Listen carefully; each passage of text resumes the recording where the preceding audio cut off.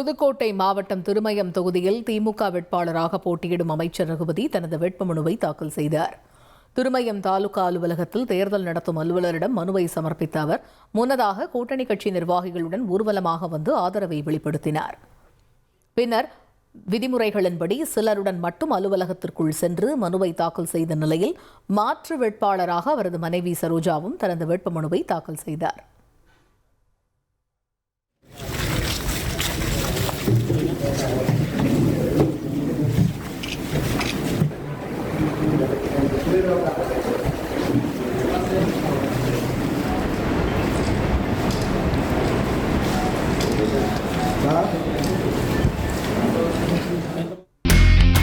இனி செல்லும் இடமெல்லாம் செய்தி.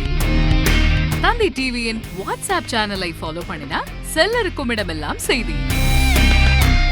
இதோ QR கோட் இப்பவே ஸ்கேன் பண்ணுங்க, ஃபாலோ பண்ணுங்க.